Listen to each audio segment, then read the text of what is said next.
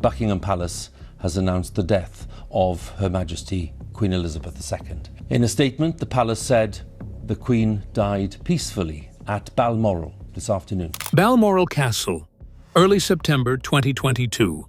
A 96-year-old monarch still at work, still receiving the formal machinery of government, and still performing the constitutional act that defines the British state. The Privy Councillors, and the Queen was going to do a Zoom, which is very straightforward, and a message came through saying that she had cancelled the Zoom. This was really the first time that the Queen had been unable to undertake a constitutional duty. In those final days, Queen Elizabeth II was not in public view, but she was not absent from duty either. Today, we'll unveil what exactly the Queen was doing during her final days. Let's get started. Final summer at Balmoral. Balmoral Castle in Aberdeenshire had always been more than a residence for Queen Elizabeth II. It functioned as a seasonal withdrawal from constitutional gravity. The summer of 2022 was no exception. She arrived in July, as was customary, beginning what would unknowingly become her final extended stay at the estate she had first visited as a child and later inherited as a place of personal freedom, far from the formality of Buckingham Palace. The estate itself spans roughly 50,000 acres of highland terrain, and it was here, among its forests, rivers, and guarded seclusion, that the 96-year-old monarch reduced her public-facing life to its most essential form. By this point, her mobility issues were no longer subtle. From late 2021 into 2022, she had increasingly used a walking stick during public appearances, and by May 2022, Buckingham Palace had acknowledged she was experiencing episodic mobility problems. At Balmoral, however, her days were structured around short, controlled movements within the castle grounds, supported by long-serving staff, including personal protection officers and household aides who had served her for decades. Even brief walks with her corgis became carefully timed intervals. Despite physical constraints, she retained a degree of routine. She engaged in light administrative reading and light paperwork. However, unlike earlier decades, when red boxes of state papers dominated her schedule, these final weeks were more selective, curated down to essential correspondence. Yet even in this reduced form, the structure of monarchy remained intact around her, with visitors arriving under strict coordination, preserving the privacy of a sovereign who had ruled for 70 years. Balmoral itself amplified this sense of controlled seclusion. Unlike London residences designed for ceremony and state function, the Scottish estate operated as a private world where the monarchy could momentarily shed visibility. This was the place where she had once ridden horses across the grounds, hosted informal family gatherings, and spent private holidays with Prince Philip, Duke of Edinburgh, whose death in April 2021 at age 99 had fundamentally altered the emotional architecture of her later life. Their marriage had lasted 73 years, and after his passing, observers noted a visible reduction in her public engagements and a shift toward more constrained appearances. In July and August 2022, Philip's absence was quietly embedded into the atmosphere of Balmoral. Family visits became more significant. Members of the extended royal household rotated through the estate, including close relatives who came to spend time with her during the summer recess. These were low-profile visits scheduled around her energy levels and medical advisories. Even within the structure of monarchy, the center of gravity had shifted inward, away from institutions and toward immediate family proximity. What defined this final Balmoral summer was not a single event, but the reduction of scale itself. A sovereign who had once met world leaders weekly was now conducting life in carefully measured segments of privacy, where even movement across a room was considered in advance. By early September 2022, this carefully maintained stillness at Balmoral would begin to tighten into something more urgent, as private routine started yielding to medical attention. But in those final summer weeks, the Queen remained at the center of a quiet, controlled environment that contrasted sharply with the global institution she represented, and it was precisely this contrast between public magnitude and private reduction that defined the closing chapter of her life. The loss that changed everything. April 9, 2021, at Windsor Castle, marked a rupture in the life of the monarch. Prince Philip, Duke of Edinburgh, died at the age of 99, ending a marriage that had begun in 1947 at Westminster Abbey and lasted 73 years. The Queen not only lost her husband, but the person who had functioned as her closest confidant, logistical support system, and constant companion across royal duty and private life. Philip's role in her life was often understated in public framing, but structurally significant. He had accompanied her on thousands of engagements over decades, including Commonwealth tours spanning more than 70 countries. His absence removed a stabilizing presence that had shaped the operational rhythm of her daily schedule. After his retirement from public duties in 2017, he remained largely at Windsor Castle, and the two had effectively transitioned into a quieter domestic partnership within the broader machinery of the monarchy. That domestic balance ended abruptly in April 2021. The immediate aftermath was marked by enforced isolation due to COVID-19 restrictions. The Queen sat alone during Philip's funeral on April 17, 2021, at St. George's Chapel in Windsor Castle. The image of a solitary monarch masked and distanced in a chapel built for royal continuity became one of the most widely circulated visual records of her later years. Following Philip's death, there was a measurable reduction in her public engagements. While age and health were already limiting factors, the calendar began to thin more sharply. Events that she had previously attended regularly were delegated or missed entirely. The Royal Maundy service, state openings, and several Commonwealth-related appearances increasingly shifted to Prince Charles and other senior royals acting on her behalf. Although Buckingham Palace rarely framed these changes in emotional terms, royal observers consistently linked the decline in visibility to the loss of her husband. Philip's absence also altered the internal structure of her decision-making environment. For decades, he had functioned as an informal advisor who could challenge or contextualize issues away from public scrutiny. With his passing, that private counterbalance disappeared. The royal household continued to operate with institutional continuity, but the personal advisory layer narrowed. This change coincided with increased reliance on a smaller inner circle of senior aides and family members, particularly as the Queen spent more time at Windsor and later Balmoral. The emotional dimension was repeatedly referenced by individuals close to the royal family, though rarely in direct official statements. Public commentary from royal correspondents and historians described Philip's death as a pivot point in her final years, not because it altered constitutional duties immediately, but because it reshaped the texture of her daily life. The Queen herself acknowledged loss indirectly during her 2021 Christmas broadcast, where she spoke about missing loved ones and reflected on shared experiences. A gradual withdrawal from public life. In October 2021, the Queen was advised by doctors to rest after a brief hospital stay described by Buckingham Palace as preliminary investigations. Shortly afterward, she cancelled a planned trip to Northern Ireland, a visit that would have included engagements tied to the region's centenary commemorations. That cancellation marked an early break from her usual expectation of travel continuity, particularly for constitutionally significant visits across the United Kingdom. As 2022 began, the adjustments became more consistent. Mobility issues were increasingly cited in official briefings, and her use of a walking stick in public appearances became more frequent. The Commonwealth service at Westminster Abbey. In March 2022, an annual gathering of leaders from across the Commonwealth of Nations proceeded without her attendance. Instead, senior members of the royal family represented her. At the same time, technology began to play a more central role in how she performed constitutional functions. Virtual audiences, conducted via video link, became a practical substitute for in-person meetings with ambassadors and officials.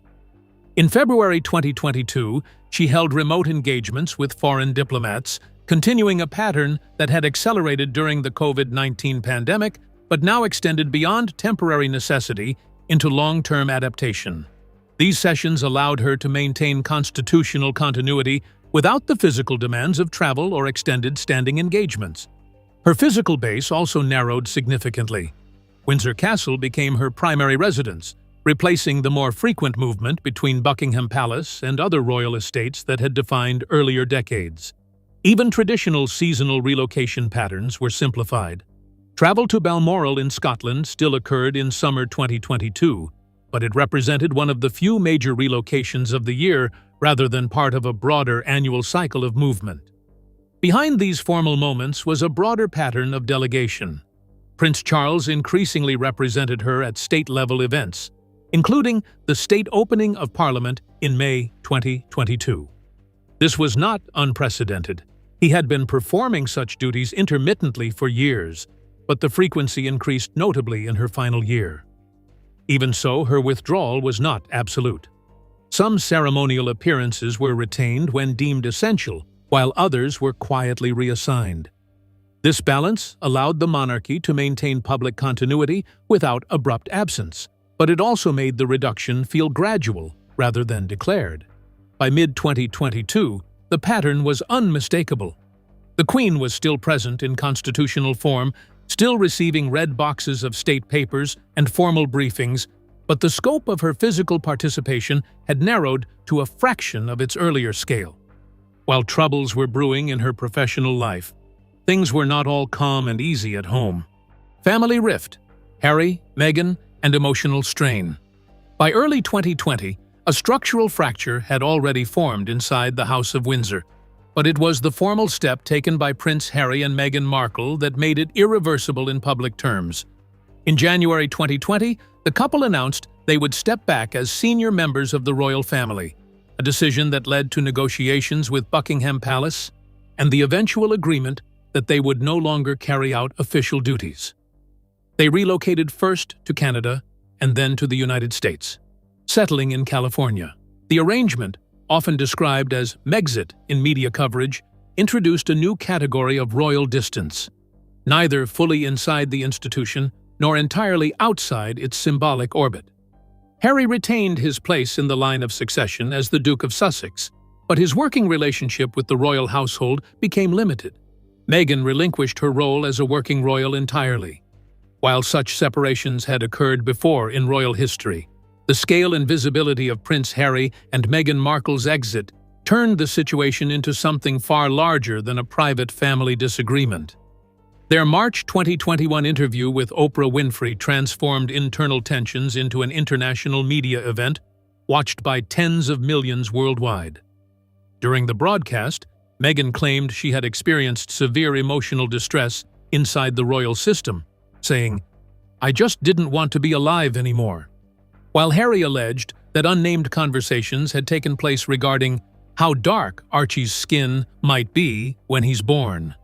The interview immediately created a constitutional and emotional crisis inside Buckingham Palace because it publicly exposed allegations that royal households traditionally handle in strict private channels. The monarchy's survival model has long depended on the principle often summarized as never complain, never explain, meaning internal disputes are usually contained behind palace walls. Instead, the Sussexes' grievances were aired globally, while Prince Philip, Duke of Edinburgh, was seriously ill and only weeks away from his death. That timing was widely viewed within royal circles as especially painful for the Queen. Multiple royal commentators later described the interview as deeply distressing to the Queen personally. Buckingham Palace responded 2 days later with one of the most carefully analyzed royal statements in modern history.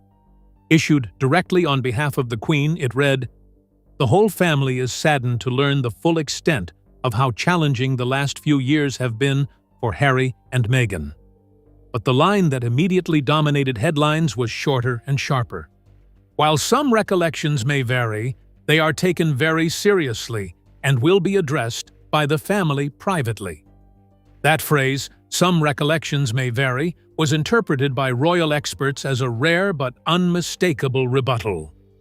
The palace was effectively signaling that parts of Harry and Meghan's version of events were disputed without directly accusing them of dishonesty. Royal commentators described it as the Queen's restrained way of defending the institution while still refusing to publicly attack her grandson and his wife.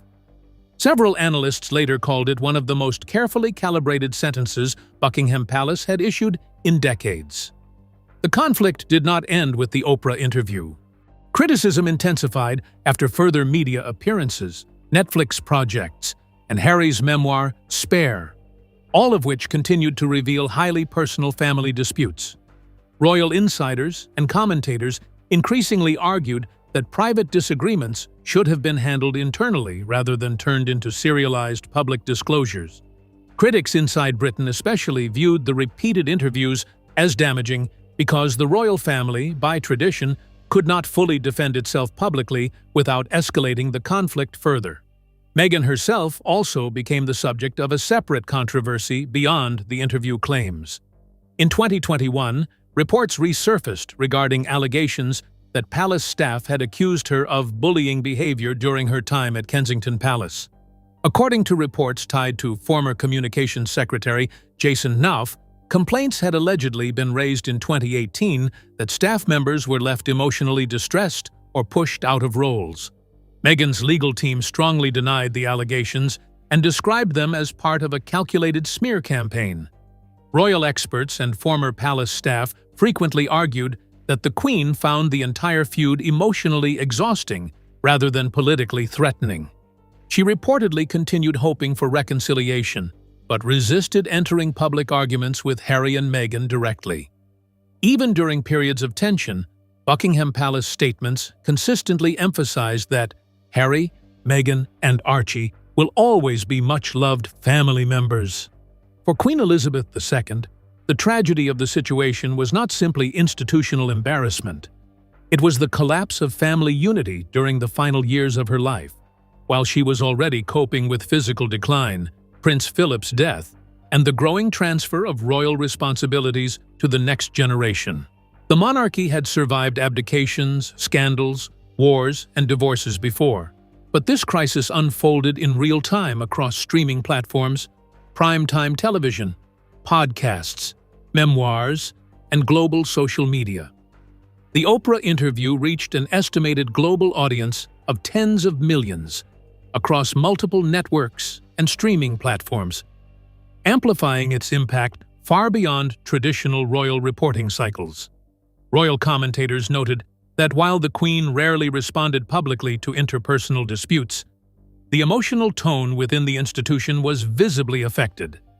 Behind closed doors, however, multiple royal correspondents reported that the Queen maintained a personal desire for stability within the family.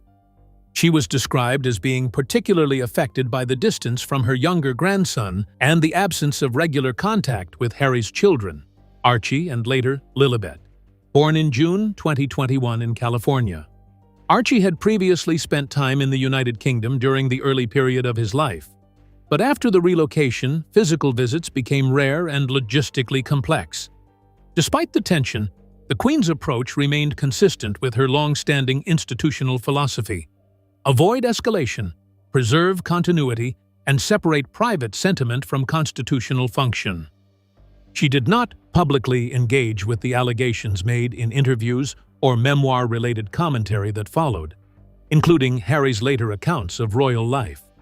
Instead, interactions between the Sussex household and the royal family were largely managed through formal channels, often coordinated during major events such as state funerals, jubilees, or brief visits to the United Kingdom. There were moments of limited reconnection. Prince Harry and Meghan attended Prince Philip's funeral in April 2021, although Harry's attendance at later royal events was sporadic and often dependent on security arrangements and scheduling constraints. These visits were brief and highly structured. Even during the Queen's Platinum Jubilee in June 2022, the Sussexes' public presence was minimal and carefully contained, reflecting the continued distance between the two sides. Many blame Meghan Markle. Even years before the infamous Oprah interview, her relationship with palace staff had already become the subject of internal concerns within Kensington Palace.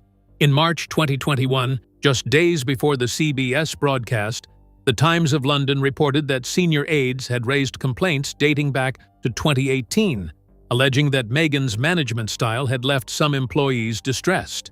One complaint came from Jason Knauf, then communications secretary to Prince Harry and Meghan, who reportedly wrote that the Duchess had bullied two personal assistants out of the household and appeared to be seeking to undermine another staff member. The controversy fed into a broader perception among royal commentators that Meghan struggled to adapt to the rigid structure of royal life.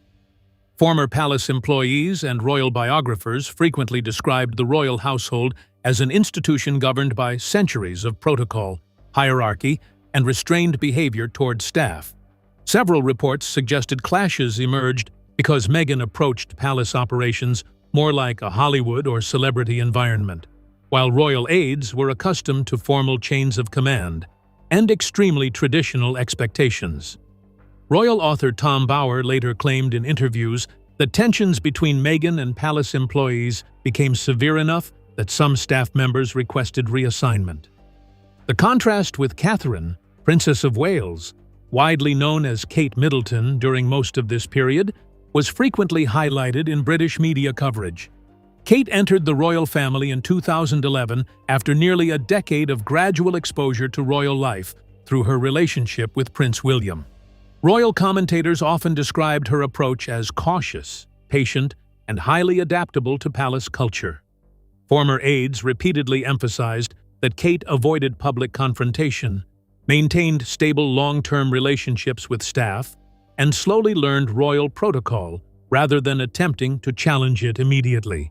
By comparison, critics argued that Meghan's transition into royal life was compressed into an intense global spotlight after her 2018 marriage to Prince Harry, creating friction between a modern celebrity mindset and an institution built on discretion, hierarchy, and endurance rather than personal expression.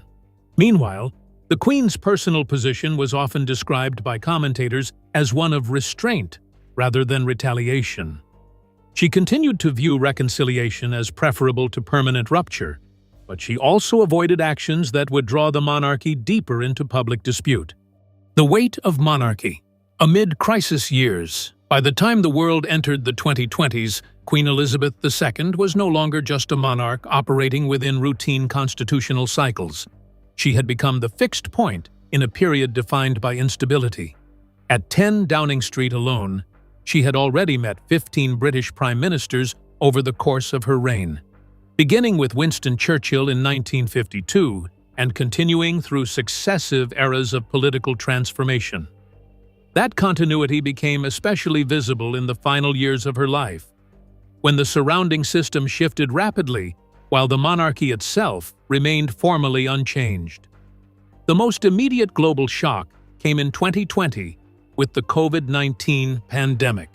For the first time in decades, the Queen relocated from Buckingham Palace to Windsor Castle in March 2020. Even the traditional public address she delivered in April 2020 during the height of the crisis was pre-recorded and broadcast nationwide, a rare departure from live royal messaging. In that speech, she referenced national resilience, drawing on wartime memory to frame a public health emergency that had already claimed hundreds of thousands of lives in the United Kingdom alone. Behind the symbolism was a functional shift in governance visibility. While executive power remained entirely with elected officials, the Queen's role as head of state became a stabilizing backdrop to rapidly changing governments and emergency policies. The UK saw multiple major policy phases during the pandemic, including nationwide lockdowns beginning in March 2020, reopening cycles, and subsequent variant waves. Through each phase, the monarchy remained institutionally constant, even as public life and political decision-making experienced repeated disruption. Political turbulence intensified during the final phase of the Queen's reign as Britain struggled through the fallout of Brexit, one of the most divisive political periods in modern UK history. The 2016 referendum, in which 51.9% of British voters chose to leave the European Union, triggered years of parliamentary deadlock, leadership crises, economic uncertainty, and deep national division. Prime Minister David Cameron resigned immediately after the vote, admitting the country required fresh leadership to carry out withdrawal negotiations. What followed was a period of relentless constitutional strain, with arguments over trade agreements, sovereignty, immigration policy, and Northern Ireland dominating British politics almost daily. For the Queen, the challenge was not political involvement, but maintaining stability, while governments around her repeatedly weakened or collapsed. She formally appointed Theresa May in 2016 after Cameron's resignation, then later accepted May's resignation in 2019 after Parliament repeatedly rejected her Brexit withdrawal agreement. That same year, she appointed Boris Johnson, whose government would eventually deliver Britain's formal exit from the European Union on January 31, 2020. Johnson himself later became engulfed in scandals, including the Partygate controversy during COVID-19 lockdowns, leading to his resignation in July 2022. The pace of political turnover accelerated dramatically during the Queen's final years, creating an atmosphere of near-constant instability at the top levels of government. Despite increasing mobility limitations and visible physical decline, she continued carrying out one of the monarchy's most essential constitutional functions, formally inviting new prime ministers to form governments in her name. What made this era particularly difficult for the Queen was the contrast between her lifelong image of continuity and the increasingly chaotic political environment surrounding her. During her reign, she had lived through the Suez Crisis, the Cold War, IRA terrorism, the Falklands War, and the global financial crisis. But Brexit fractured Britain internally in a way that placed extraordinary pressure on Parliament, political institutions, and national identity itself. Internationally, the Queen's final years also coincided with renewed geopolitical instability, including the Russia-Ukraine conflict, beginning in February 2022.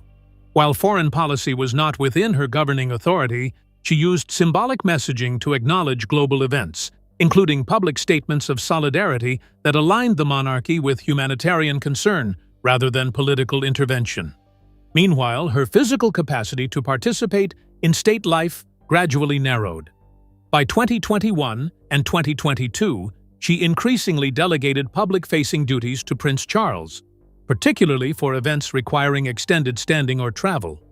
One notable example was the state opening of Parliament in May 2022, where Charles read the Queen's speech on her behalf. This was not a transfer of authority, but a visible redistribution of function necessitated by age and health constraints. Despite these adjustments, she continued to perform core constitutional roles until very late in her life. Throughout these crisis years, public perception of the monarchy remained closely tied to the idea of stability. Opinion polling in the UK consistently showed the Queen as one of the most trusted public figures, often ranking above elected officials during periods of political uncertainty. The Queen's final days at Balmoral. On September 6, 2022, inside Balmoral Castle in Aberdeenshire, Queen Elizabeth II formally appointed Liz Truss as Prime Minister, marking the 15th and final time she would perform one of the central duties of the British sovereign, inviting a new head of government to form an administration in her name. The meeting was brief but constitutionally complete, as Truss, having just secured leadership of the Conservative Party, travelled to Balmoral instead of Buckingham Palace. She was formally asked to form a government, fulfilling the core requirement of the UK's uncodified constitution, with the exchange following established protocol refined across decades of democratic monarchical practice. Traditionally, this audience would have taken place at Buckingham Palace in London, in a ceremonial room designed for diplomacy and state continuity. In 2022, however, the Queen remained at Balmoral due to mobility limitations that had steadily increased over the previous year. Photographs from the meeting would later take on historical significance. One image, showing the Queen standing beside Truss in front of a fireplace, became the final official photograph released during her lifetime. Captured by photographer Jane Barlow, it showed a monarch visibly steady but physically restrained in movement, her posture supported by composure rather than ease. Truss later described her as very frail but still very sharp, aligning with broader observations of reduced mobility in her final months. Despite this, the Queen's constitutional precision remained intact, And she conducted the audience with the same procedural clarity she had maintained across 70 years, beginning with Winston Churchill in 1952 and continuing through 14 previous prime ministers spanning post-war recovery, the Cold War, European integration, Brexit, and pandemic governance. The Balmoral audience also reflected subtle procedural adaptation shaped by necessity rather than design. In earlier decades, she would often stand for extended formal photography sessions after such meetings, but in this instance, the engagement was shortened and physically minimized. The constitutional outcome, however, remained unchanged. The transfer of executive authority was formally acknowledged, and the governing cycle continued without interruption. Within 48 hours of this meeting, on September 8, 2022, Buckingham Palace announced that the Queen was under medical supervision. At 4:30 p.m. that same day, Queen Elizabeth II died at Balmoral Castle. At 6:30 p.m., Buckingham Palace released a statement confirming the death of the monarch. King Charles III and Princess Anne were already at Balmoral, having traveled there as concern escalated after doctors placed her under observation earlier that day. Other senior members of the royal family, including Prince William, Prince Andrew, and Prince Edward, along with Sophie, Countess of Wessex, also rushed to Scotland, though travel timing meant they arrived either shortly before or shortly after her passing at 4:30 p.m. British Summer Time. Her death activated Operation London Bridge, the pre-planned national mourning protocol. Flags were lowered, governments across the Commonwealth were notified, and Charles was proclaimed king immediately, underscoring constitutional continuity. The state funeral took place on September 19, 2022, at Westminster Abbey in London, a historic site used for royal coronations and funerals since the Norman conquest. The service was attended by nearly 2,000 guests, including world leaders, monarchs, and representatives from the Commonwealth realms, reflecting her role as head of state across multiple nations. The funeral followed several days of national mourning, beginning with the coffin lying in state at Westminster Hall, where hundreds of thousands of members of the public filed past in continuous queues along the River Thames, in some cases waiting up to 24 hours.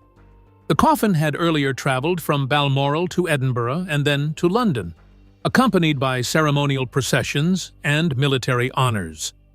At Westminster Abbey, the service combined religious rites, national tributes, and royal tradition, followed by a procession through central London to Wellington Arch, and then onward to Windsor, where she was finally laid to rest in the King George VI Memorial Chapel at St. George's Chapel, Windsor Castle, alongside her husband Prince Philip, in a private family burial service that concluded the formal period of national mourning.